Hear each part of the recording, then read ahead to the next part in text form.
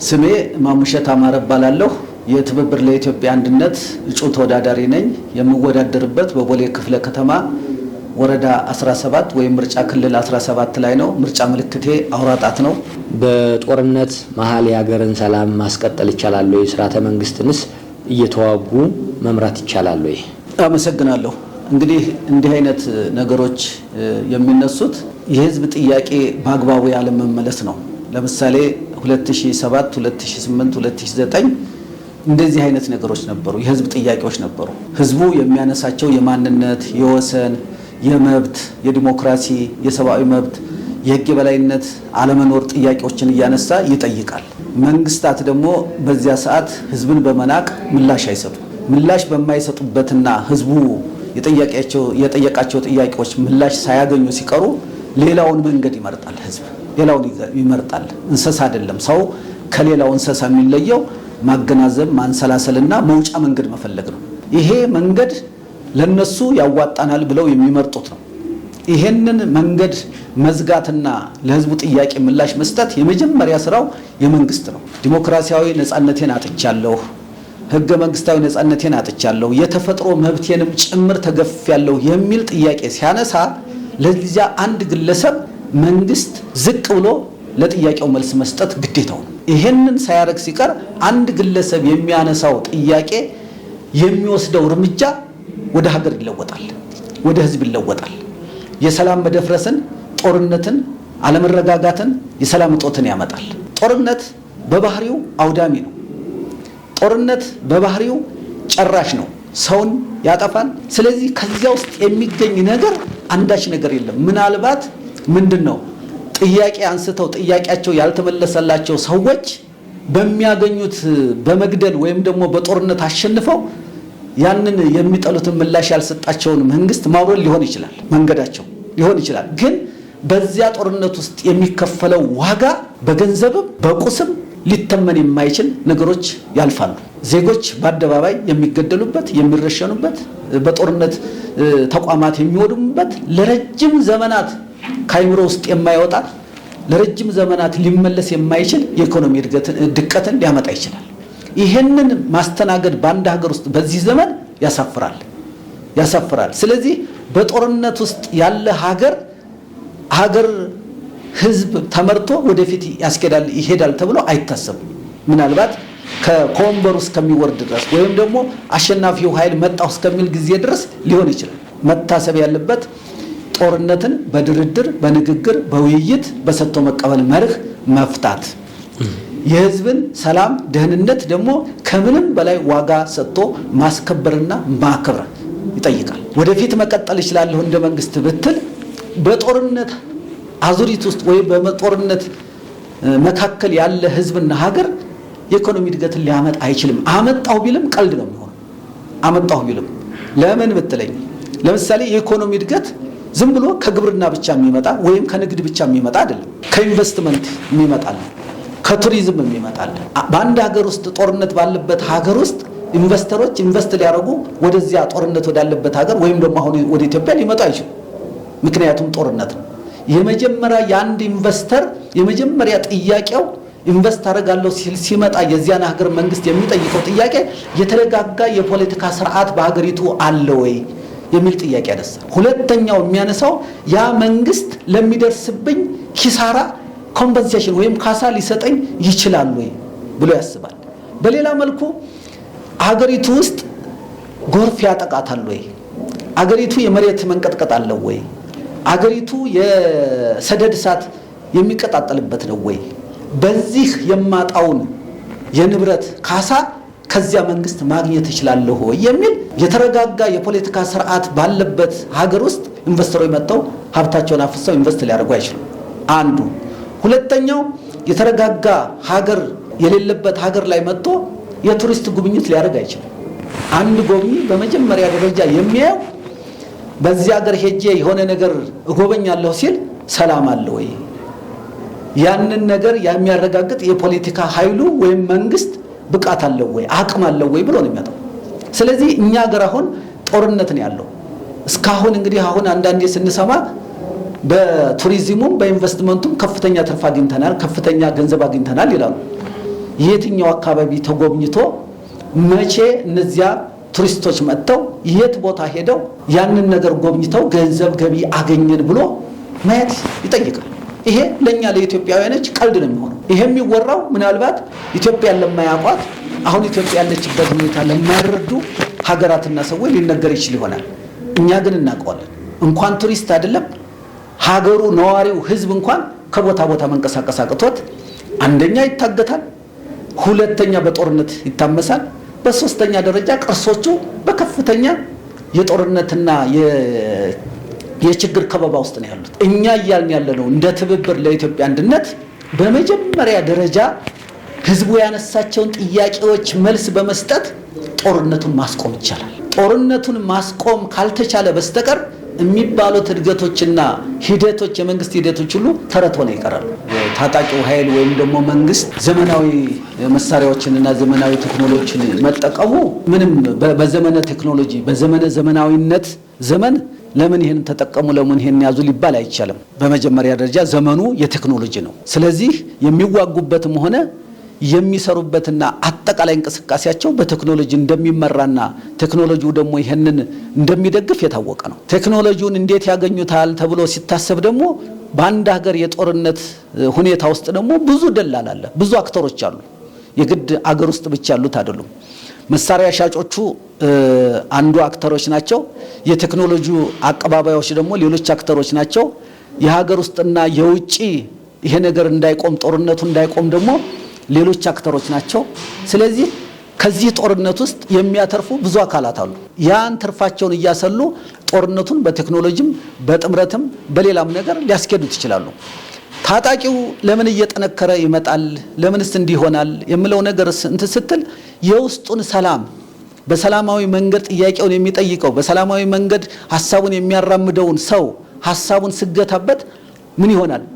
ወደ ትጥቁ ኃይል ወደዚያ ያመዝናል፣ ገበያው ወደዚያ ይደራለታል ማለት ነው። ለምሳሌ በቀላሉ እንገርህ እንደው በጣም የዚህን ሀገር ችግር እንደው በቀላሉ ለማስረዳት ለምሳሌ የዚህ ሀገር የትምህርት ፖሊሲ በህዝብና በባለሙያዎች ያልተቀረጸና እንደ መሞከሪያ እንደ ቤተ ሙከራ የተወሰደ በመሆኑ ለምሳሌ ኤግዚት ኤግዛም ወይም ደግሞ ሲኦሲ የሚባለው ከዩኒቨርሲቲ ተማሪዎች 4 ዓመት 5 ዓመት 3 ዓመት ተምረው የዩኒቨርሲቲው ሴኔት የዩኒቨርሲቲው መምህራን በየሰሚስተሩ የሰጧቸውን የፈተና ውጤቶች አይተው 3 ዓመት ሲደርስ በሚማርበት ፊልድ በቂ ነው ብለው መርቀው ጋውን አልብሰው 4 ዓመት አስተምረው መርቀው ጋውን አልብሰው ወደ ስራ ዘመን እንዲወጣ ቢፈልገው በግሉ ተሰማርቶ ቢፈልገው ተቀጥሮ እንዲሰራ ሰርቲፊኬት የተሰጠውን ተማሪ በአጉል የሲኦሲ በጣም በሚገርምህ ሁኔታ እንደገና በፈተና በዓለም ላይ ተሞክሮ በማያቅ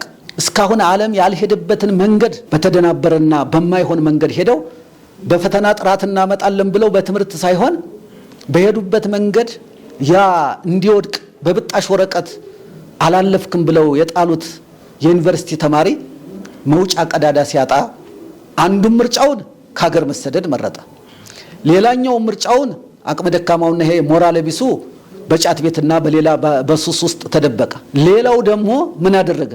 የሚያማልለው ደግሞ ና መብትህን የሚከበረው ባኒጋ ነው ብሎ ጠመንጃውን ይዞ ደግሞ ወደ ጠመንጃ ሄደ። ሌላው በጣም በሚገርም ሁኔታ የ12ኛ ክፍል ፈተና ጥራትን በፈተና አመጣለሁ ያለው የትምህርት ሚኒስቴርና መንግስት ተጣምረው አንድ ላይ ባደረሱት ህዝብን ወጣቱን ተስፋ የማስቆረጥ ሂደት ምን አደረጉት?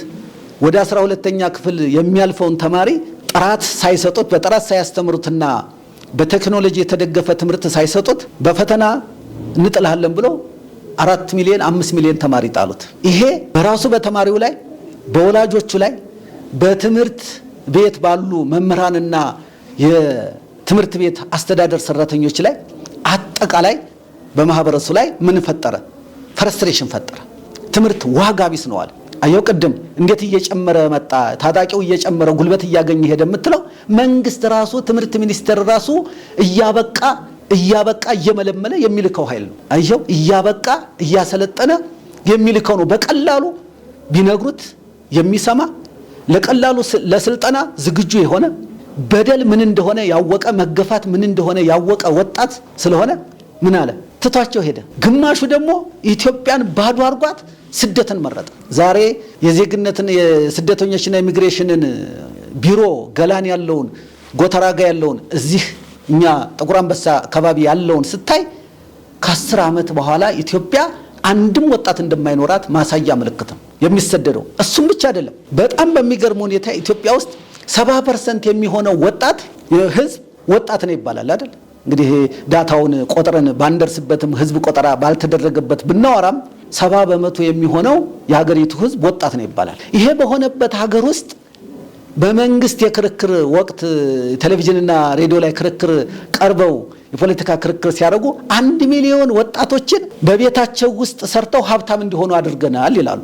ይኸውልህ እንግዲህ አሳፋሪውን ነገር በደንብ ይኸው 70 ሚሊዮን ወጣት ባለበት ሀገር ላይ 1 ሚሊዮን ሀብታም ፈጥረናል ብለው 69 ሚሊዮን የሚሆን ወጣት በረሃብ ውስጥ በስራ አጥነት በስደት በሱስ በተለያዩ ምክንያት ችግር ውስጥ ተሰብስቦ ያለውን 69 ሚሊዮኑን ወጣት ትተው ስለ 1 ሚሊዮኑ ያወሩሃል።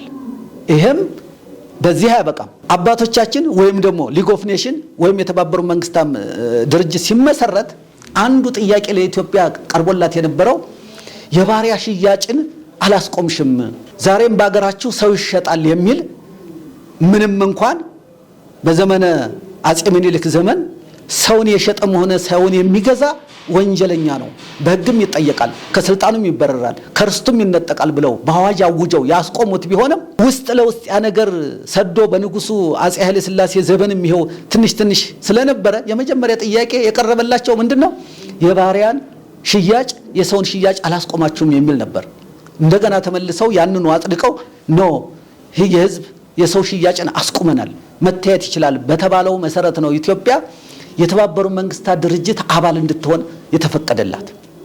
ባርነትን በዚያን ዘመን ያስቆመ ሀገር ዛሬ ዘመናዊ ባርነትን ተላብሰን ዜጎቻችንን በሀገራቸው ወጣቶችን በሀገራቸው ጉልበት ያላቸው ዕውቀት ያላቸው ችሎታ ያላቸው ሮጠው ሰርተው የማይደክሙትን ወጣቶች ዛሬ በመንግስት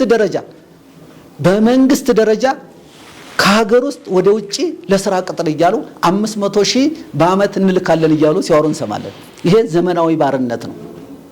ዘመናዊ ባርነት ዜጋን መሸጥ ነው፣ ለገንዘብ መሸጥ ማለት ነው። ያኔም ለገንዘብ ነው የሚሸጠው፣ ዛሬም ለገንዘብ እየሸጠ ነው። ይሄ ደግሞ ሲሆን በጣም በሚገርም ሁኔታ መንግስት ፓስፖርት ይቸረችራል። ልክ እንደ ትልቅ ገቢ ነው ያየው። 5,000 ብር 25,000 ብር 40,000 ብር እየተቀበለ መንግስት ፓስፖርት ይሸጣል። ወጣቱ ደግሞ ያንን ገንዘብ የአባቱን መሬት እያስያዘ የአባቱን በሬ እያሸጠ ከዚህ ሀገር የማይሻል የለም በሚል በሀገሩ ተስፋ ቆርጦ ስራ የለም ብሎ ስራ አጥቶ ያንን ነገር ያደርጋል። ግማሹ እንዳልኩህ መንግስት እኔ በህጋዊ እልካለሁ ወደ ባርነቱ ሀገር እልካለሁ ብሎ ይልከዋል። ግማሹ ደግሞ ሞት መሆኑን እያወቀ እንደሚሞት እንኳን እያወቀ እንደሚበደል እንደሚገረፍ ችግር እንደሚደርስበት እያወቀ ግማሹ በባህር ይሄዳል። ባሸዋ ላይ ወድቆ የሚሞተው በባህር ውስጥ ሰጥሞ የሚሞተው ከዚያ ባሻገር ደግሞ ከደረሰ በኋላ ደግሞ በአረብ ሀገራት የሚደርስባቸው ግፍና መከራ ይሄንን እንኳን ያወቁ በሀገራቸው ተስፋ ቆርጦ ይሰደዳሉ። ይሄም ያሳይህ እንግዲህ ይሄም ሆኖ ደግሞ እንደገና በጣም በሚገርም ሁኔታ እኔ እንደው በጣም የሚገርመኝ ይሄም ሆኖ ተመልሰው ገንዘባቸውን እንኳን ለቤተሰቦቻቸው ወይም ለሚፈልጉት በራሳቸው እንዳይልኩ መንግስት ኤጀንት ሆኖ እንደገና ከነሱ ኮሚሽን በመቀበል በእሱ በኩል ገንዘብ እንዲተላለፍ ያደርጋል። አየህ፣ ዜጋን ከዚህ በላይ ማዋረድ፣ ዜጋን ከዚህ በላይ መናቅና ለባርነት ማዘጋጀት የለም። ስለዚህ አሁን ያለው ችግር መፍቻ መንገዱ አየህ ህዝብን በእንደዚህ አይነት ሁኔታ ግማሹን ለጦርነት ግማሹን ለሱስ ግማሹን ለስደት በማድረግ መንግስትን ማጽናት ይመስላቸዋል። ይሄ ኋላ ቀርነት ነው። ይቅርታ አድርግልኝ ለቃሉ ትክክል አይደለም፣ መንገዱ ልክ አይደለም። እነዚህ ወጣቶች ዛሬ ለአረብ ሀገር የሸጥካቸው ወጣቶች 5 ዓመት 10 ዓመት 15 ዓመት እዚህ ሀገር ቆይተው እዚህ ሀገር ሲመጡ ያጠራቀሙት ወይም ይዘውት መጡት የተባለው ገንዘብ ሲመጣ ደግሞ የኛ ሀገር ገንዘብ በየጊዜው የኢኮኖሚ ድሽቀታችንና አለማደጉ ደግሞ ምን ያመጣዋል? የነሱ ገንዘብ ዜሮ ይሆናል። እነሱ በሚመጡበት ጊዜ እዚህ ሀገር ይዘውት የመጡት 100,000 ብትለው 1 ሚሊዮን ብትለው ዋጋ ያጣል። አየ እነዚያ ሰዎች ተመልሰው እንደገና ወደዚያው ባርነት ነው የሚሄዱት። ሰርተን መተን እዚህ ሀገራችን ሰርተን እንኖራለን ብለው አያስቡም። እንኖር ቢሉ እንሰራለን ቢሉ ደግሞ ትንንሽ ነገር እንጀምር ቢሉ አያሰራቸውም። አያሰራቸውም። ሁኔታው አይፈቅድላቸውም። አንድም ወይ ይሄው እንዳልኩህ የፖለቲካ ስሪቱ ዘራዊ፣ ቋንቋዊ፣ ማንነታዊ ስለሆነ የት ነው የሚሰሩት? የፈለጉበት ቦታ የሚኖርበት ቦታ ሰርተን እናገኝበታለን ብለው የሚያስቡበት ቦታ እንኳን ሄደው መስራት አይችሉም።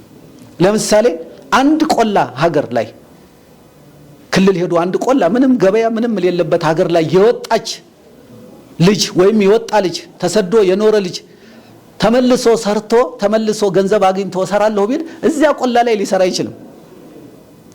ማህበረሰቡ ከዚያ እሱ ከመስራት ከሚፈልገው ነገር ጋር ሊጣጣም የማይችል ስራ ሊሆን ይችላል። በከተማ እንዳይኖር ይሄው ከተማው እንግዲህ የሚታየው ነው። ስለዚህ አጠቃላይ ሂደቱ መስተካከል ያለበት ትክክል ያልሆነ መንገዱ ሁሉ የተበላሸ ሀገርንና ሕዝብን ሊያስቀጥል የማይችል እንደውም ወደ ፕሪሚቲቭ ወደ ጥንታዊ የጋራዮሽ ስርዓት የሚመልስ አካሄድ ነው እየተሄደ ያለውና ይሄ አንድ ቦታ ላይ መቆም አለበት የሚል እንደ ትብብር እምነት አለ።